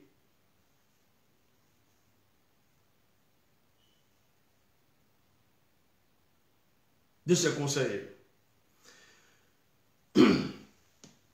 Donc, vous comprenez par là, Yahvé ne sait pas tout. Yahvé, il ne sait pas tout. Donc, après avoir passé l'étape de Gabriel maintenant, pour vous montrer qui est ce Gabriel, parce que c'est même pour ça que même certains Américains, certains réalisateurs de films hollywoodiens ont compris quand même quelque chose. Et oui, ils ont quand même compris quelque chose. Ils ont compris quoi? À chaque fois qu'on essaie ils essaient de faire les films sur, les films de, on va dire, pas de science-fiction, fantastique, ainsi de suite, où on parle de Gabriel, que ce soit dans Constantin, ils vont parler de Gabriel. Gabriel, c'est une femme qui vient, elle est déchue après. Parce qu'elle voulait exterminer, elle voulait que Satan vienne régner sur terre. Donc, il y a maintenant aussi un autre film, le film Gabriel. En fait, presque dans tous les films où on parle des anges, qu'on parle de Gabriel, Gabriel a toujours un mauvais rôle dans ce film-là. Parce que ils sont en train de dénoncer ce faux Gabriel. Maintenant, ils ont pris l'histoire le personnage de la vraie entité connue sous le nom de Benengoudi. Vous voyez? Benengoudi. Ils ont dit que c'était Gabriel. Vous voyez? Benengoudi. Le vrai nom c'est Benengoudi. Et Benengoudi n'est jamais venu voir Marie et Youmé en lui disant que tu vas avoir un fils qui va s'appeler Jésus. Donc, on repart dans 1 roi 22, 22. Dans 1 roi 22, 22, Bible en français courant, il est dit, j'irai, a-t-il dit, et je ferai prononcer des mensonges par tous les prophètes du roi. Le Seigneur lui a répondu 2 points. Donc, il y avait ici 2 mondes, à savoir qui parmi ses conseillers va descendre ou bien va inspirer à ce roi-là comment on va le séduire. Vous allez comprendre quelque chose. Que ce Yahvé lui-même n'était pas assez fort spirituellement pour séduire ce roi-là. Parce que ce roi avec un libre arbitre que ce Yahvé ne pouvait pas contourner. Tandis que son conseiller qui est là avait lui cette force de pouvoir séduire, contourner le libre arbitre de ce roi qui est en bas. Donc vous imaginez, c'est pour ça qu'il avait besoin de conseillers. Et il avait des besoins de conseillers. C'est pour ça que de fois on vous dit dans les Bibles classiques que Dieu va en guerre. Qu'il appelle de l'aide à sa droite. Vous voyez, sa droite est avec lui. On va dire sa main droite. Sa main droite, ça veut dire quoi? C'est son bras droit, c'est un autre Dieu. On va dire sa gauche. Tantôt il est assis sur le chérubin. Arrêtez un peu de délirer. Donc on vous dit ici, dans 1 roi 22, 22, Bible français courant, j'irai, a-t-il dit. Et je ferai prononcer des mensonges par tous les prophètes du roi. Le Seigneur lui a répondu 2 points. Donc, cette entité-là, cet autre Dieu, dit à Dieu que lui, il va séduire, non seulement, il va mettre le mensonge dans la bouche de ces prophètes-là. Mais, logiquement, Dieu aurait pu dire, s'il était le créateur, et qu'il aurait du mensonge, selon ce qu'on essaie de dire dans le livre de Proverbes, s'il n'approuvait pas le mensonge, il allait dire à cet esprit-là, non, tu sais que j'aurai du mensonge, tu sais que le mensonge n'est pas bon, donc trouve un autre moyen. Non, il ne dit pas, mais il approuve ce mensonge, et on vous dit ici là, le Seigneur lui a répondu 2 points. C'est un excellent moyen pour le séduire.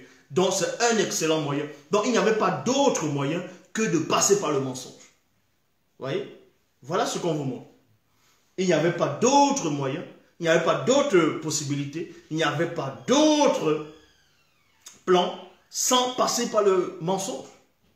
Vas-y et fais cela. Donc il lui dit, ah c'est bien, le mensonge. Il approuve le mensonge, il dit c'est bien.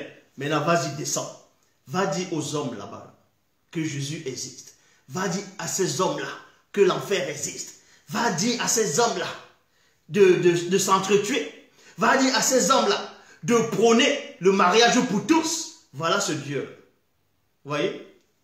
Et pourtant, dans les propres Bibles, c'est écrit dans Lévitique, un homme ne doit pas coucher avec un homme, c'est une abomination. Sinon, on va les lapider, ainsi de suite. Dans le livre de Romains, chapitre 1. On va dire aussi c'est interdit. Maintenant, il passe par d'autres esprits pour tolérer, pour la tolérance, que non, il faut accepter, parce que ce sont des esprits de confusion. Ce sont des esprits de confusion. Donc, Yahvé approuve le mensonge ici. Il dit c'est un excellent moyen pour le tromper. Maintenant, ceux qui se disent chrétiens, vous allez envoyer le lien, ils vont regarder, ils vont douiller, ils sont là, ils vont toujours rester bloqués. Parce que eux-mêmes, ils sont possédés. Intellectuellement, mentalement, spirituellement, ils sont déjà liés. Les forces occultes les lient déjà. C'est pour ça qu'ils acceptent le mensonge. Bible, parole de vie. L'esprit des prophètes a répondu. L'esprit des prophètes. Vous voyez? L'esprit des prophètes. Mais ce n'est pas dans les Bibles classiques qu'on dit que c'est les prophètes qui ont prophétisé sur la naissance, la venue de Jésus. Et on vous dit maintenant ici, dans le livre de Rois, que c'est l'esprit des prophètes qui inspire les prophètes dans l'Ancien Testament. Parce qu'ils appellent l'Ancien Testament. D'ailleurs, ils inspirent quoi? Du mensonge. L'esprit des prophètes a répondu. Je soufflerai des mensonges dans la bouche de tous les prophètes du roi. Point. Le Seigneur lui a dit. C'est un bon moyen pour le persuader. Point. Maintenant, va faire ce que tu as proposé. Ouh, tu es mon gars. Va faire ce que tu as proposé. Va faire ce que tu as proposé. Maintenant, on va voir Yahvé lui-même à l'œuvre. Comment Yahvé lui-même, il va descendre. Il va descendre avec ses conseillers. Yahvé va descendre sur terre avec ses conseillers. Et oui, parce que quand il descend, il ne veut pas descendre seul. Yahvé va descendre avec ses conseillers pour montrer qu'il ne sait toujours pas tout. Dans Genèse chapitre 18 au verset 20, Bible en français courant, il est dit, le Seigneur dit à Abraham, dit alors à Abraham. Vous voyez? Bon. Quand vous voyez l'histoire d'Abraham, on vous dit que dans Genèse 18, l'Éternel Jéhovah Yahvé est descendu avec deux dieux. Oui, ils étaient trois. D'autres vont dire c'est la Trinité. Dans la Bible de l'épée, ils disent que c'est Melchisedec, Noé. Non, que c'est Noé, Cham et... Oui, Melchisedec, Noé et Cham. Donc, maintenant vous voyez par là, dans Genèse 18, il y a trois entités qui sont descendues. Il y a trois entités. En fait, c'était Yahvé qui était là, accompagné de deux de ses conseillers, de deux de ses frères. Parce que ce sont des frères. De deux de ses semblables. C'était trois entités. Donc on vous dit ici, dans Genèse 18, verset 20, parce qu'il y a deux dieux dans Genèse 19 qui sont descendus à Sodome vers le soir pour aller exercer le châtiment contre les habitants de Sodome et Gomorrhe. Parce qu'ils commettaient l'acte abominable. Vous voyez, ils essaient de châtier quelques petits péchés pour faire venir d'autres péchés encore. Selon les bibliothécaires classiques. Et on vous dit ici, les deux anges dont les deux dieux sont descendus à Sodome vers le soir, dans Genèse 19. Tandis que dans Genèse 18, vers la fin, Yahvé, le Dieu d'Israël, lui reste en présence d'Abraham. Voilà ce qu'il va dire à Abraham. Il va se dévoiler lui-même ici. Parce qu'il n'avait pas de conseillers. Si les conseillers là étaient là, il n'allait pas dégamer comme il va dégamer ici là, à côté d'Abraham. Donc, dans Genèse 18, verset 20, Bible en français courant, le Seigneur dit alors à Abraham, les accusations contre les populations de Sodome et Gomorrhe sont graves. Leurs péchés sont énormes. Bible du Semeur, alors l'Éternel dit à Abraham, de graves accusations contre Sodome et Gomorrhe sont montées jusqu'à moi. 2 points. Leur perversité est énorme. Il y a un point ici. Cette histoire s'est réellement produite. Est-ce que vous comprenez?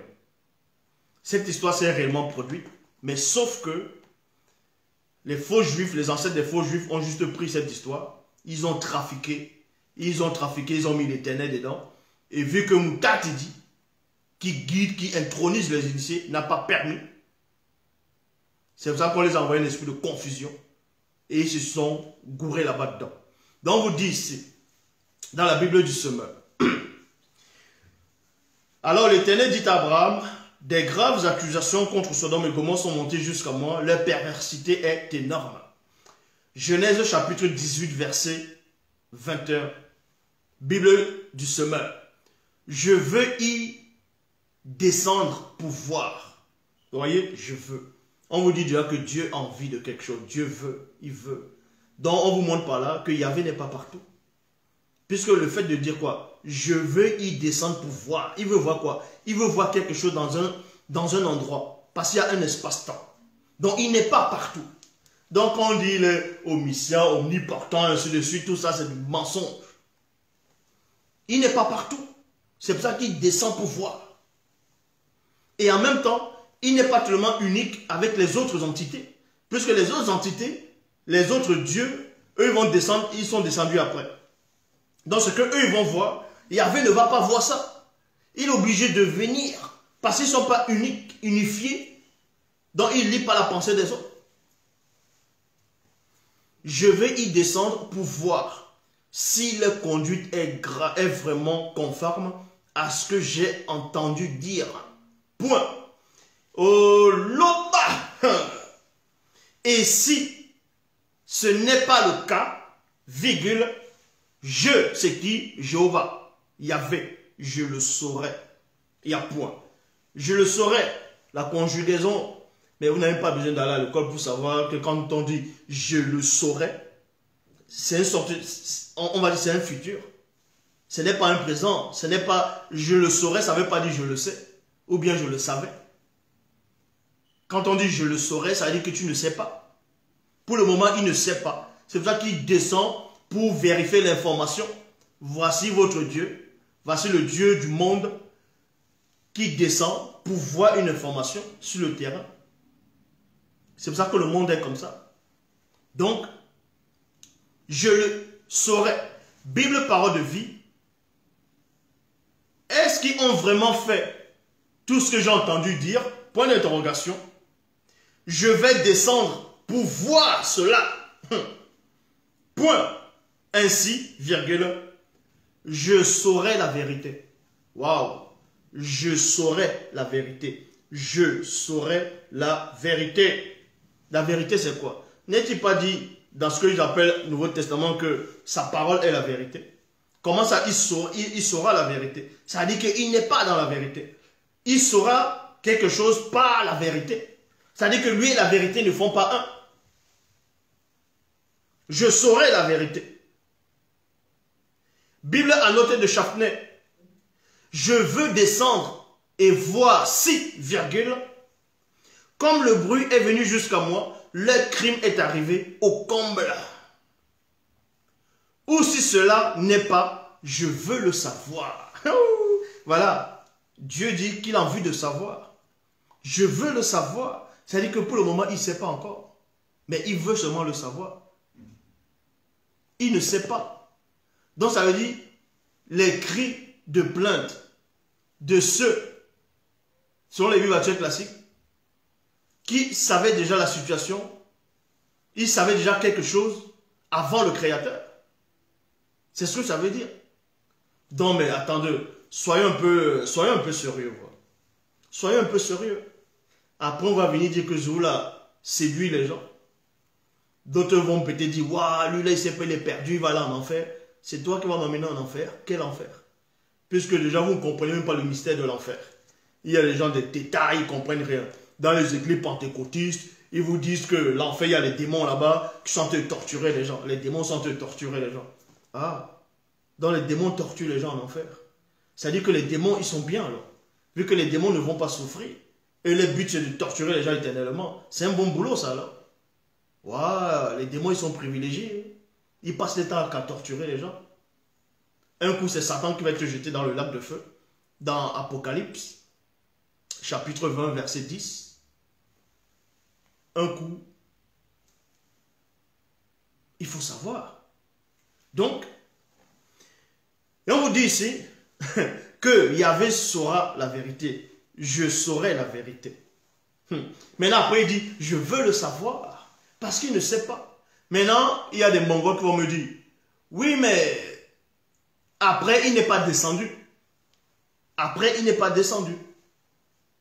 Mais puisque après, il a laissé Abraham, il n'est pas descendu. Non seulement il a menti à Abraham, il a dit qu'il va descendre pour voir. Mais il n'est plus descendu. Vu qu'il n'est pas descendu, dans Genèse 19, je lance le défi à quiconque on va me montrer où le soi-disant Yahvé est descendu dans la ville de Sodome et Gomorrhe quand il a parlé à... quand il a dit à Abraham qu'il va descendre dans la ville de Sodome et Gomorrhe. Il a dit à Abraham, je vais descendre. Qu'il est venu et il va descendre. Il n'est pas descendu. Il a laissé Abraham, il est remonté là où il est. C'est plutôt dans Genèse 19 qu'on vous dit, il y a les deux anges, les deux veilleurs. Bon, pas les deux veilleurs, c'est les deux anges là, les soi-disant là. Et les deux hommes sont descendus à Sodome vers le soir. En gros, ce sont ces deux hommes-là qui ont invoqué ce Yahvé après, qui lui ont donné l'information. Il dit à Abraham qu'il va descendre, il ne descend pas. Voilà. Maintenant, dans Genèse, chapitre 3, verset 9, Yahvé Dieu appela l'homme et lui dit, où es-tu? Où es-tu? Donc, il appelle l'homme, il dit à l'homme, cet homme-là qu'on va appeler Adam. Il dit, mais Adam, tu es où? Je ne te vois pas. Mais tu es où? Je ne te vois pas. Tu es où? Windewe. Je ne te vois pas. Donc, il ne voit pas partout. Il ne voit pas partout. Il est limité. Yahvé est limité. Il ne voyait pas. Yahvé dit à l'homme, lui dit, où es-tu? C'est après que l'homme nous répond, j'ai entendu ta voix, je me suis caché derrière les hommes. Eh oui. Maintenant, quand vous lisez dans Genèse 4, verset 9, Yahvé dit à Caïn, où est ton frère Abel? Puisqu'il ne voyait même pas le corps. Puisque Caïn, selon la Bible classique, a tué Abel. Et il a jeté son corps. Il a mis son corps quelque part. Et Yahvé ne pouvait pas voir le corps. C'était caché à ses yeux. Il dit, mais où est ton frère? Mais j'entends plutôt le sang, la voix du sang de ton frère crie de la terre jusqu'à moi. Mais j'entends le sang, mais j'entends la voix du sang, mais je ne le vois pas. Il est où? Et Caïn dit, je ne sais rien. Tu vois? Parce que c'est des menteurs. Lui-même, il ment aussi. Sur le gardien de mon frère. Bon, maintenant, on passe à la phase 3. La phase 3. La phase 3, Yahvé maintenant se repent. Oui, le Dieu d'Israël se repent. Il se repent. Maintenant, quand vous tapez le mot repent, se repentir, c'est quoi? La définition, c'est quoi? C'est peine morale d'avoir mal agi. Regret d'avoir commis une faute, un péché que l'on désire expier. C'est ça, se repentir. Bon, il se repent où? Dans Exode chapitre 32 au verset 14. Traduction Pirate Clama Lénard. Il est dit, alors Yahweh se repentit du mal qu'il avait dit vouloir faire à son peuple. Qu'est-ce qui s'est passé ici? Dans Exode 32, 31 à 32. Donc je répète, dans Exode 32, 31 à 32. Moïse dit là à Dieu, pardonne le péché des enfants d'Israël, sinon efface-moi de ton livre que tu as écrit. Parce qu'à un moment, il avait dit à Moïse, retire-toi, je veux consumer, je veux brûler, parce qu'il aime brûler. Vous voyez? C'est pour ça qu'il y a des guerres comme ça. Là. On va les guerres, on massacre les gens, parce que ce sont c'est les mêmes démons qui sont là-bas. Là. C'est les mêmes démons. Les Arès, les démons qu'on va trouver aussi dans la mythologie nordique, donc les Vikings, Thor, Odin, Loki, ainsi de suite. Parce qu'on vous dit que les Vikings, ils aimaient tellement le sang, il fallait qu'ils meurent dans la bataille pour aller dans le Valhalla. Le Valhalla, c'est, on va dire, c'est le paradis des guerriers. Là-bas, ils vont boire l'hydrogène. L'hydromel plutôt, pas l'hydrogène. L'hydromel. Avec Thor. Donc, il y avait ce repent. À un moment donné, on dit à Moïse de faire sortir le peuple d'Israël. De faire sortir le peuple d'Israël de l'Égypte. Moïse fait sortir le peuple. Dieu lui dit, va dans le lieu où je t'ai envoyé là-bas, dans le Canaan, le pays qui coule le miel. En cours de route, on vous dit, les Israélites ont murmuré, ils ont fait n'importe quoi, ainsi de suite. Et Dieu s'est énervé. Vous voyez, parce qu'il n'arrivait pas à voir la suite. Il dit, bon, allez, bon, retire-toi, je veux consumer ce peuple-là comme un seul homme, je veux les brûler. Et on vous dit que Moïse a conseillé Dieu. Moïse a réussi à convaincre Dieu. Un homme qui convainc le Créateur, waouh, c'est vraiment fort ça. Quand vous lisez, on vous dit que Moïse dit à Dieu, non, ne fais pas ça. Qu'est-ce que les autres peuples vont penser? Que tu allais les retirer là-bas en Égypte, tu es venu les faire périr ici, ça veut dire que tu n'es pas puissant, on ne va pas honorer ton grand nom. Et puis Dieu a dit, bon, d'accord, ouais. Vous voyez? On l'a convaincu. On l'a convaincu. On l'a convaincu. Tout simplement, on vous montre par là Ce n'est pas lui le créateur. Ce n'est pas lui qui crée les hommes. Donc, arrêtez un peu de délirer. Les gens vont venir. Non, tu as mal compris le passage. Quel passage? Le peuple d'Israël n'a jamais subi l'esclavage en Égypte. Ça, je l'ai démontré. Et personne jusqu'à présent n'a réussi à me prouver le contraire. Même dans les Bibles actuelles classiques, quand le soi-disant Jésus parlait à ces juifs-là, il disait quoi? Que celui qui demeure dans le péché est esclave. Les juifs ont dit quoi? Eux, ils n'ont jamais été esclaves de qui que ce soit. Les juifs ont dit quoi à Jésus? Qu'ils n'ont jamais été esclaves de qui que ce soit. Donc, pour vous montrer, dans les propres bouches, que même nos ancêtres n'ont jamais été esclaves, même en Égypte. Jésus n'a pas dit c'est faux. Il n'a pas dit hey, c'est le mensonge. Vos ancêtres, quand d'autres disent que les Hébreux c'est toujours les Juifs, que vos ancêtres, votre peuple a été esclave à un moment.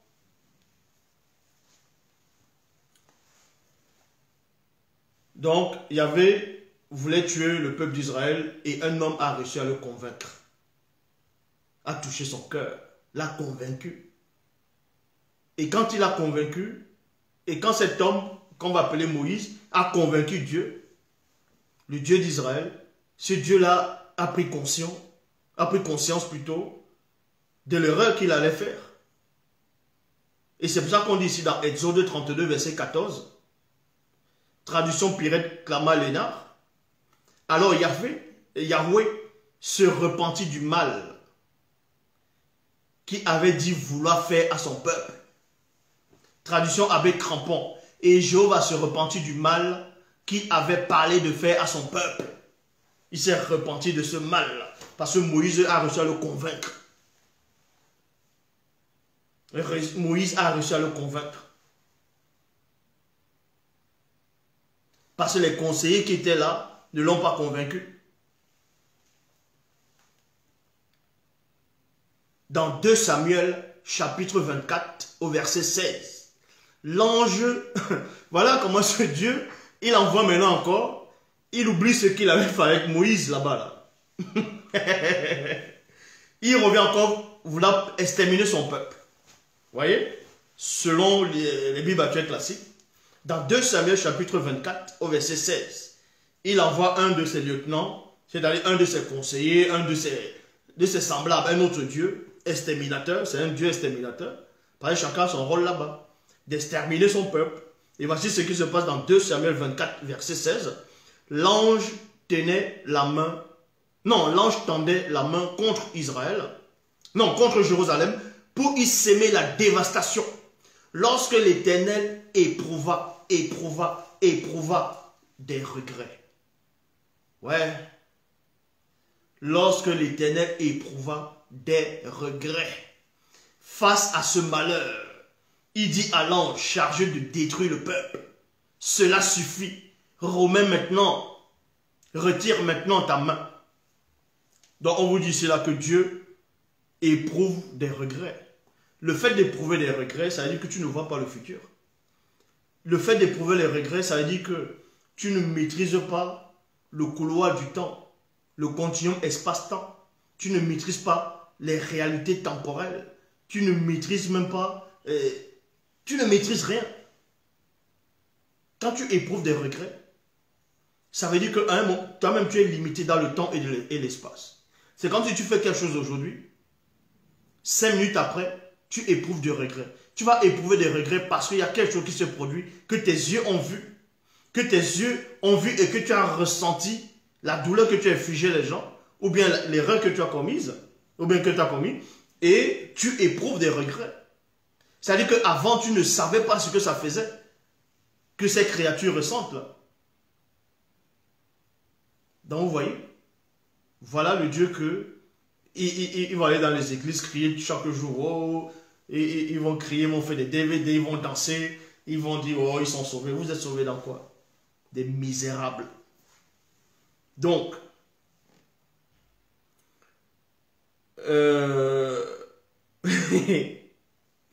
Bible de Jérusalem, non, Bible parole de vie, l'ange du Seigneur étendit la main vers Jérusalem pour la détruire. Il y a point. Le Seigneur est bouleversé. Le Seigneur est bouleversé. Est bouleversé par ce malheur. Donc on vous dit que Dieu est bouleversé. Oh, le malheur, il est bouleversé, il est bouleversé. Heureusement qu'il y a les autres dieux qui vont le conseiller, qui vont le consoler. On vous dit que Dieu, le Seigneur Yahvé Adonai Jéhovah Elohim, est bouleversé par ce malheur. Il dit à l'ange destructeur, c'est trop, arrête, arrête. Il dit c'est trop, hé, c'est trop là, arrête. Bible de Jérusalem, l'ange étendit la main vers Jérusalem pour l'exterminer, mais Yahvé se repentit de ce mal. Et il dit à l'ange qui exterminait le peuple, assez, retire à présent ta main. Genèse chapitre 6 verset 6, ça c'est le classique. L'Éternel regretta d'avoir fait l'homme sur la terre et eut le cœur peiné. Et eut le cœur. Mais le cœur c'est un muscle. Hein? Le cœur c'est un muscle. Donc Dieu a un muscle dans la poitrine. Il a un cœur. En fait c'est un homme. C'est un homme qu'on décrit dans la Bible. Un coup, on vous dit dans Nombre 23, 19, Dieu n'est pas un homme. Un coup, c'est les attributs de l'homme. Parce qu'on va dire que Dieu a fait l'homme à son image. Faisant l'homme à notre image. C'est pour ça que l'homme pêche. Et oui, l'homme est tout le temps en train de faire n'importe quoi. Parce qu'il a l'image de son soi-disant Dieu. La jalousie, on dit que ce Dieu n'aime que Dieu n'aime pas la jalousie. La jalousie, c'est pas bon, mais il dit qu'il est un Dieu jaloux. Mais si ton créateur est jaloux, pourquoi il t'interdit d'être jaloux? Vu que si tu es issu de sa substance, forcément tu vas avoir aussi ses attributs. Donc tu vas être jaloux. C'est pour ça qu'il y a des assassins, parce que lui-même il tue. Mais vous voulez quoi?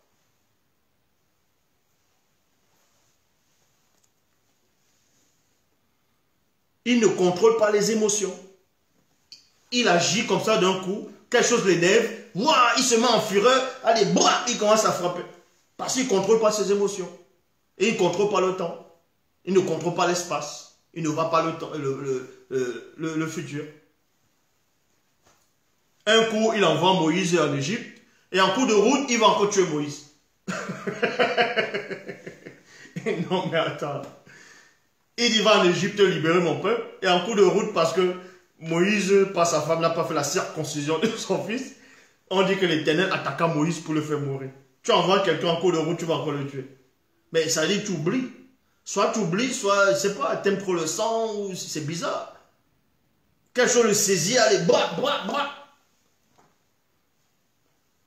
L'Éternel regretta d'avoir fait l'homme sur la terre, et il eut le cœur peiné. Bible des peuples, Yahvé se repentit d'avoir fait l'homme sur la terre et il fut tout triste.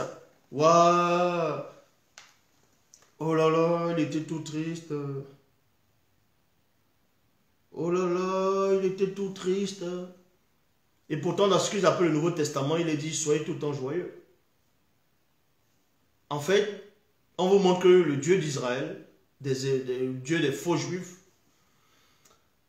donne des commandements aux gens que lui-même il ne respecte pas. En gros, c'est ça.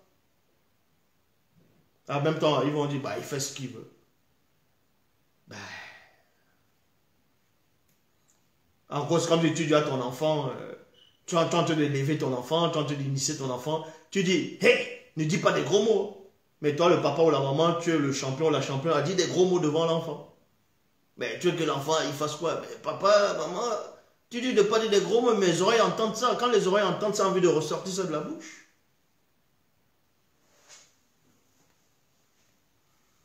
Donc, la phase 4. Parce que là, c'était la phase 3. La phase 4, c'est quoi? Yahvé dort. Oui, Dieu dort. Et oui, parce que d'autres gens vont dire, oh, Dieu ne dort pas. Dieu, il dort. Yahvé, il dort. Elohim dort. Jéhovah, il dort. Ah oui, il dort. Mais vu qu'on vous dit que Jésus est Dieu, mais il a aussi dormi, non? Dieu a dormi. Ah, il dort profondément. C'est pour ça que quand il a créé l'homme, il a mis le sommeil dans l'homme. Donc il dort. Et il dort comment? Ça c'est la phase 4. Dieu dort.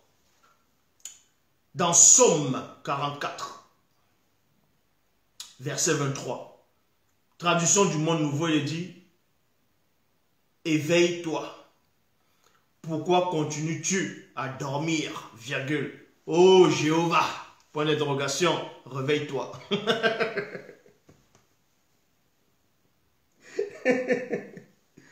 Donc, je répète, phase 4, Jéhovah dort. Yahvé dort. Psaume 44, verset 3. Verset 23. Psaume 44, verset 23, traduction du Monde Nouveau. Éveille-toi. Pourquoi continues-tu à dormir? Ô Jéhovah, réveille-toi. Bible, parole de vie. Là, on trouve ça dans Psaume 44, verset 24. Il est dit: réveille-toi. Pourquoi dors-tu, Seigneur? C'est pour ça que dans l'une des versions abominables du livre d'Enoch, on veut dire que Dieu est en train de dormir. Il était sur un grand lit. Et on voyait les chérubins, les séraphins, les phénix. Ils sont là, ils sont en train de lui chanter une berceuse. Oui, oui, il chantait sur son chevet de lit pour qu'il se réveille. Tu vois, voilà, c'est le même Dieu. Il dort. Mais c'est normal que l'homme, il dort aussi, non? Traduction, Bible du rabbinat français Arnold Kahn, il est dit: réveille-toi donc. Pourquoi demeures-tu endormi, Seigneur? Point d'interrogation. Sors de ton sommeil. Sors de ton sommeil. Voilà. Il dort. Il dort. Mais s'il dort, c'est pour ça que le monde est comme ça. Vous ne comprenez pas que vous devez vous débrouiller dans le monde? Donc, ces gens-là qui vont prier, un coup, il y a une bombe il y a une bombe par-ci, on égorge par là, d'autres violent par là-bas. Ils vont toujours dire: oh Dieu, sauve-nous. Dieu, quel Dieu va vous sauver? Votre Dieu, il dort. Ah, il dort. Il dort comme les balles. Hein? Il est où? Quand on vous dit c'est l'Oba unique qu'il faut prier, vous allez voir que tout va changer. Donc, la phase 5. La phase 5. Maintenant, on va aller dans la phase 5. Il y avait oubli. Et il ment. Il oublie et il ment. C'est ça la phase 5. Dans Exode 33, verset 20. Dans Exode 33, verset 20. Vous allez comprendre que ce Dieu-là, d'Israël, qu'on est venu présenter en Afrique, et beaucoup de gens acceptent ça parce qu'ils n'ont pas de connaissances, ils n'arrivent pas à réfléchir. Ils vont dire: j'ai le bac plus 6, j'ai le bac plus 20, plus 10, j'ai le doctorat, j'ai la licence, je suis un ingénieur. Oh, j'ai tes diplômes. Mais vous allez voir le dimanche, il pose ses deux genoux devant une statuette, devant un faux Dieu qui n'existe pas. Il se met à prier. Un mongol. Donc, la phase 5, Yahvé oublie et il ment. On voit cela dans Exode 33, verset 20. Il est dit: l'Éternel dit. Parce que ce Moïse, Moïse dit qu'il veut voir la face de Dieu. Il veut voir sa gloire dans sa face. Il veut le voir. Il dit qu'il veut voir Dieu. Dans Exode 33, verset 20. Il est dit, l'Éternel dit: tu ne pourras pas voir ma face, virgule, car l'homme ne peut me voir et vivre. Point. Donc, l'homme ne peut me voir et vivre. Il y avait dit à Moïse, ici, dans l'Éternel dit à Moïse: ah, ben, je t'aime bien, mon coco, mais aucun homme ne peut me voir et vivre. Ben, si tu me vois, tu meurs. Aucun homme ne peut me voir et vivre. Voilà ce qu'il a dit à Moïse dans Exode 33, verset 20. Et dans la traduction Abbé Crampon, il est dit: Jéhovah dit encore: tu ne pourras voir ma face, virgule, car l'homme ne peut me voir et vivre. Or, quand on repart toujours dans le livre d'Exode, mais dans le chapitre en arrière, le chapitre 24 au verset 9, Moïse avait vu Dieu. Il n'était pas le seul. Moïse a vu Dieu dans le passé. Il n'était pas le seul. Mais dans Exode 33, il oublie que Moïse l'avait vu. Donc, Exode 24, verset 9. Après cela, Moïse monta sur la montagne avec Aaron, Nabat, Ambioum et les 70 anciens d'Israël. Verset 10 dans Exode 24, traduction du Monde Nouveau. Et ils purent voir le Dieu d'Israël. Comme dit Prisca, c'est Alzheimer. Non, ils purent voir le Dieu d'Israël. Point. Sous ses pieds, donc Dieu a des pieds. C'est normal, il a fait l'homme à son image, donc vous devez avoir des pieds. Sous ses pieds, il y avait comme un ouvrage en dalle de saphir et comme des cieux même en pureté. Donc, voilà dans Exode chapitre 24 au verset 10. Moïse, Aaron, dont le grand frère de Moïse, qui est Aaron, et il y avait aussi Nabat, Ambioum. Nabat, Ambioum, c'était les neveux de Moïse, dont les fils d'Aaron, les deux fils d'Aaron, parce qu'il y avait d'autres fils d'Aaron qu'on avait fait périr aussi, qu'on a fait périr à un moment donné. Et 70 anciens d'Israël sont montés sur la montagne, ils ont vu Dieu, ils ont vu Yahvé, Adonai, Jéhovah, Elohim l'Éternel, et après ils ont même mangé devant lui. Ils l'ont bien vu. Maintenant, le temps passe. Dans Exode 33, il demande, Moïse lui-même, il a oublié qu'il avait vu Dieu ou quoi. C'est pour moi, c'est...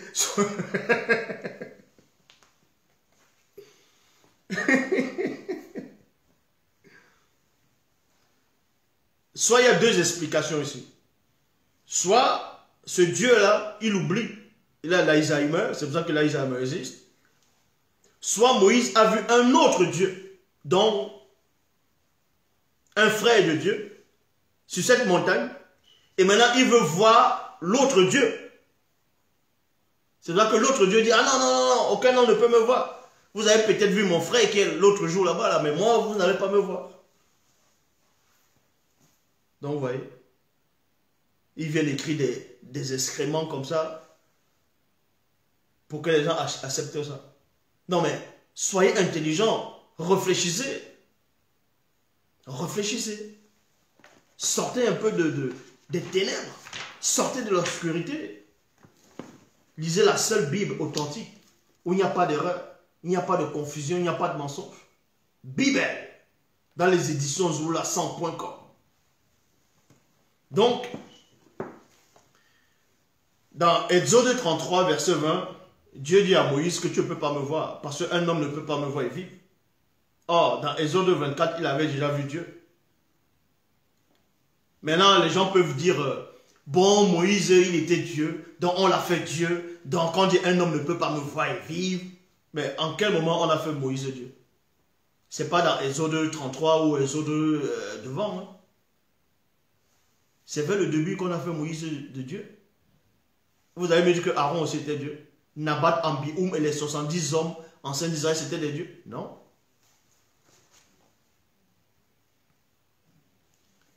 Et vous allez maintenant, il y a maintenant ce qu'on appelle la couche. Donc tu rajoutes une couche. Jésus maintenant, dont vous dites qu'il est le sauveur, il est Dieu, lui-même il va venir, selon les Bibles classiques sur terre, et lui-même il va mentir. Et oui, ce Jésus-là même, il ment. Il dit quoi? Jésus dit dans Jean chapitre 6 au verset 46 que personne n'a jamais vu le Père, sauf celui qui est venu auprès de Dieu. Donc vous voyez, mais pourquoi il ne finit pas en disant personne n'a jamais vu le Père, sauf celui qui est venu auprès du Père? Pourquoi il dit personne n'a jamais vu le Père, sauf celui qui vient auprès de Dieu? Donc, il y a le Père, qui est le Père de Dieu. Et aussi Dieu qui est son Père à lui, Jésus. Donc, mais bon, personne n'a jamais vu le Père, sauf celui qui est venu de Dieu. Lui, virgule, il a vu le Père. Donc, il dit ici là que personne, aucun homme n'a jamais vu Dieu, excepté lui. Et que c'est lui qui a fait connaître Dieu à l'humanité. Mais voyons, il a oublié que Moïse avait vu Dieu. Donc voilà comment il ment. Il dit que personne n'a jamais vu Dieu. Personne n'a jamais vu le Père. Moïse a vu Dieu. Moïse a vu ce Père-là. Donc il veut contredire Moïse. Il veut contredire Yekouba, Jacob. Jacob aussi a vu Dieu. Ésaïe 6, dans Ésaïe 6, a vu l'Éternel assis sur son trône et les pans de sa robe remplissaient le temple. Donc Jésus vient, il ment, il dit que personne n'a jamais vu Dieu. Et son disciple, dont on va dire que Jean, lui aussi vient mentir. Dans 1 Jean 4,12. Nul homme n'a jamais vu Dieu. Ben voyons, nul homme n'a jamais vu Dieu. Mais Moïse a vu Dieu dans Exode 24, au verset 10. Aaron, Nabat, Ambioum et 70 anciens d'Israël ont vu Dieu. Ésaïe, dans Ésaïe 6, Ésaïe a vu Dieu. Jacob a vu Dieu. Adam lui-même a vu Dieu. Selon les Bibles actuelles classiques. Mais vous voulez expliquer quoi? Voilà les contradictions. Jésus lui-même c'est un menteur. Parce qu'il n'existe pas. Donc ce sont des esprits de confusion, d'égarement. Dans Jean 3,13, il est dit, personne n'est monté au ciel. Si ce n'est celui qui est descendu du ciel, le Fils de Dieu, non, le Fils de l'homme qui est dans le ciel. Mais ça ne tient pas. Élie est monté au ciel, c'est écrit. Enoch est monté au ciel, c'est écrit. Même dans le livre des Hébreux, c'est écrit. Donc il va venir dire, personne n'est monté au ciel, alors qu'Élie est monté au ciel. En plus, il dit même, personne n'est monté au ciel. Si ce n'est celui qui est descendu du ciel, donc en parlant de lui-même, le Fils de l'homme qui est dans le ciel. Donc il veut parler, dire, avant de descendre sur terre, il était déjà le Fils de l'homme dans le ciel. Ah, donc le Fils de l'homme. Donc il reconnaît que l'homme, en parlant de l'homme, c'était qui? On parlait d'Adam, selon les Bibles classiques. Donc Adam était déjà supérieur à lui. Donc Adam l'a couché dans le ciel. Donc il est homme dans le ciel. Voilà. Voilà. Voilà.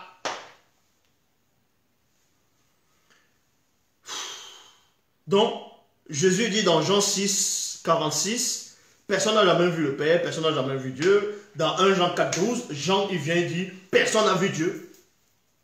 Or, dans Ésaïe 6, 1, il est dit, dans l'année de la mort du roi Osira, moi cependant, je vis Jéhovah. Il a vu.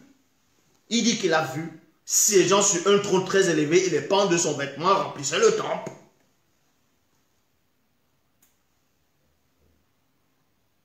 Remplissait le temple.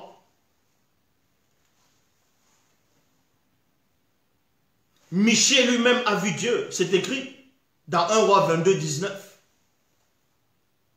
Bible du semeur. Mais Michée continua, eh bien, lui, écoute ce que dit l'Éternel, j'ai vu l'Éternel. Il a vu siéger sur un trône. Et c'est le même trône que Ésaïe avait vu. Et on veut dire que le témoignage de deux personnes est vrai.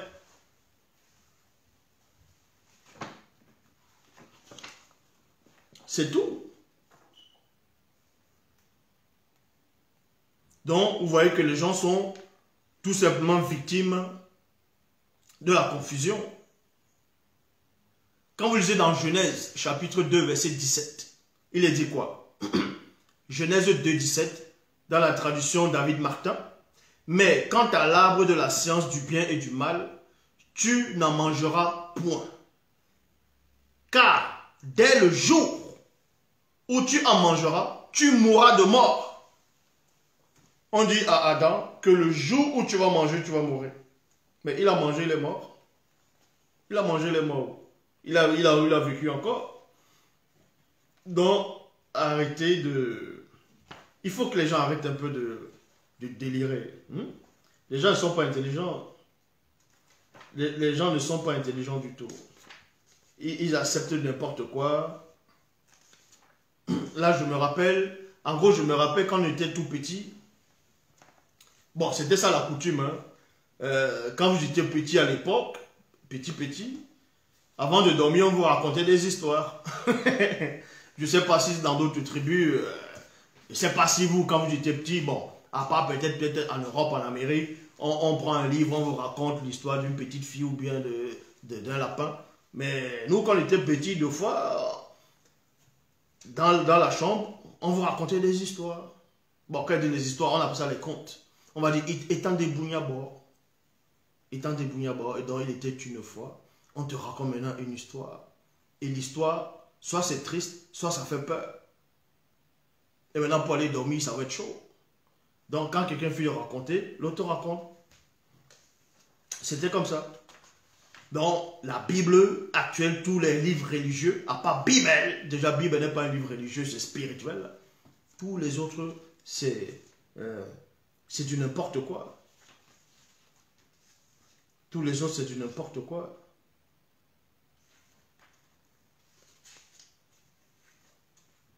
Donc, vous comprenez par là que tout ce que les gens vivent, c'est la confusion.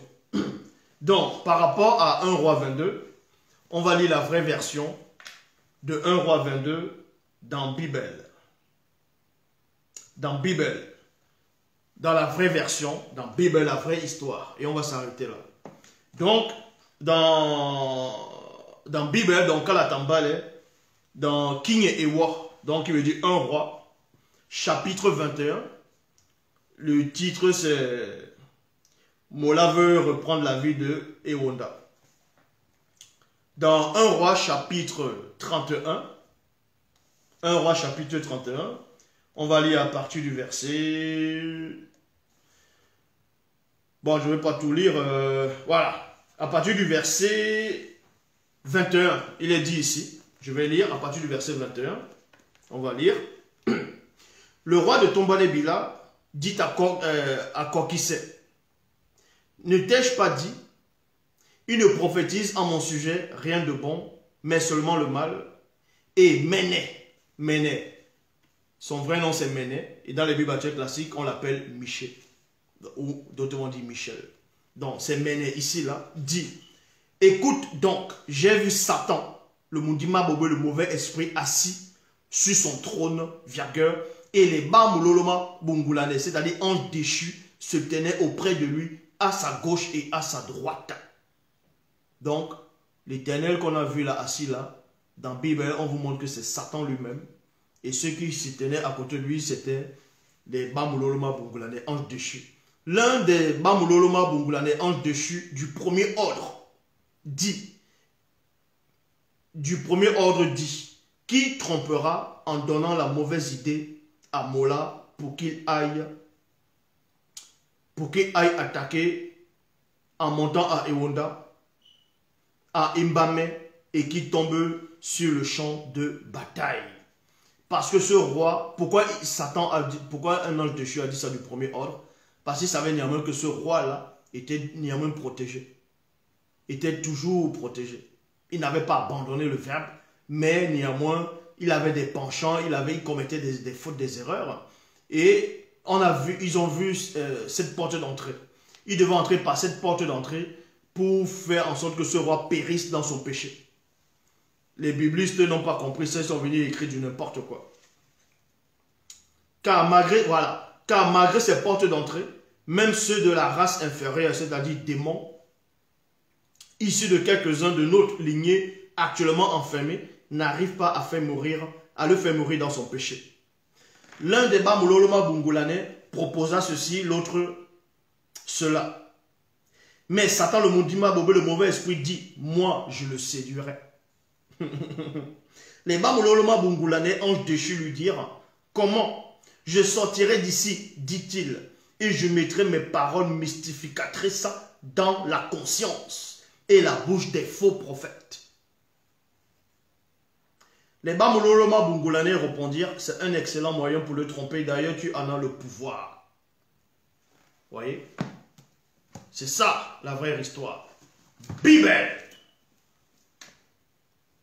La seule version authentique, en gros le seul livre de l'humanité où tout est contenu. L'Oba se glorifie toujours, car il est au-dessus de la gloire. Il manifeste la gloire. Maintenant, partagez ce direct, partagez au maximum et confondez tous ces gens-là. Maintenant, il y a question-réponse. Pour ceux qui savent où ils doivent se connecter, connectez-vous.